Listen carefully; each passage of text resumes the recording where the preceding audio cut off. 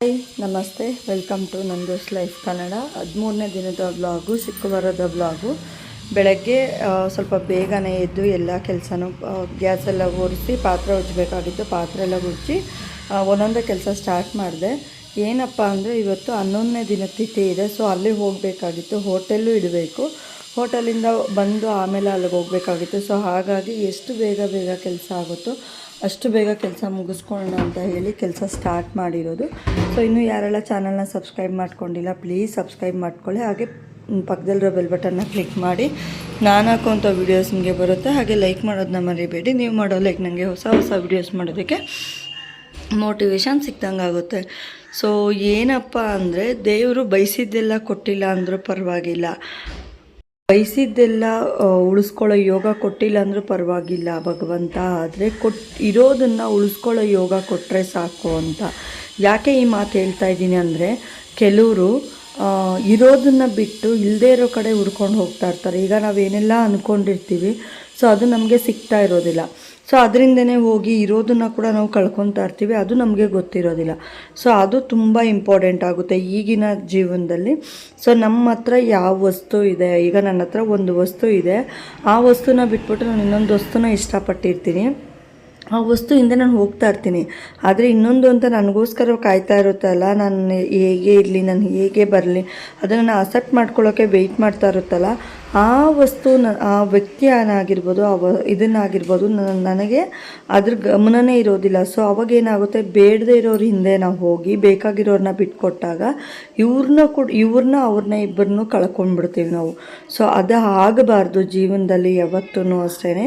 First ನಮಗೆ ಇದು ಏನು, ನಮಗೆ ನೀನು ಬೇಡ ನೀನು ಅಂತ ಹೇಳಿ ಬಿಟ್ಟು ಹೋಗಿರೋರನ್ನ ನಾವು ಬಿಟ್ಬಿಡ್ಬೇಕು. ನಮಗೋಸ್ಕರ ನಾವು ಹೇಗೆ ಇರಲಿ, ಏನೇ ಮಾಡಲಿ, ನಮ್ಮನ್ನು ಒಪ್ಕೊಂಡು ನಮ್ಮ ಜೊತೆ ಇರ್ತಾರಲ್ಲ, ಅವ್ರನ್ನ ನಾವು ಉಳಿಸ್ಕೊಂಡು ಹೋಗೋ ಅಂಥ ಪ್ರಯತ್ನ ಮಾಡಬೇಕು. ಆ ಯೋಗ್ಯತೆ ದೇವರು ನಮಗೆ ಕೊಟ್ಟರೆ ಸಾಕು ಅಂತ ಹೇಳ್ತೀನಿ. ಸೊ ಇದು ಪ್ರತಿಯೊಬ್ಬರಿಗೂ ಅನ್ವಯಿಸುತ್ತೆ. ಕೆಲವ್ರು ಏನಪ್ಪ ಅಂದರೆ, ಕೆಲವು ಮಕ್ಕಳನ್ನ ನೋಡಿ ಸೂಸೈಡ್ ಜಾಸ್ತಿ ಆಗ್ತಾ ಇರುತ್ತೆ ಈಗ.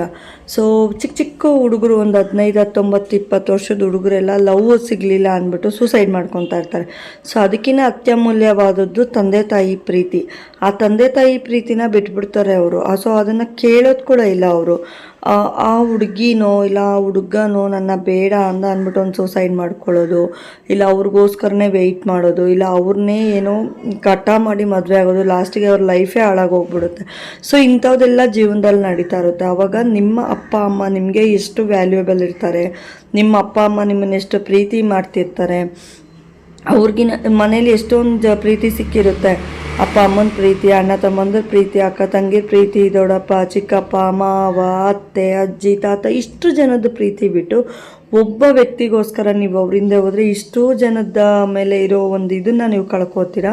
ಸೊ ಅದನ್ನು ಬಿಟ್ಟು ಫಸ್ಟು ನಿಮಗೆ ಯಾರು ನಿಮ್ಮನ್ನು ತುಂಬ ಇಷ್ಟಪಡ್ತಾರೆ ಇದನ್ನು ನೋಡಿ ನೀವು ಅಂತ ನಾನು ಹೇಳ್ತೀನಿ. ಬಯಸಿದ್ದು ಸಿಕ್ಕಲಿಲ್ಲ ಅಂದರೂ ಪರವಾಗಿಲ್ಲ, ಇರೋದನ್ನು ಉಳಿಸ್ಕೊಳ್ಳೋ ಯೋಗ್ಯತೆ ಕೊಡು ದೇವ ಅಂತ ಕೇಳ್ಕೊಳ್ಳೋದು ಇದನ್ನೇನೆ.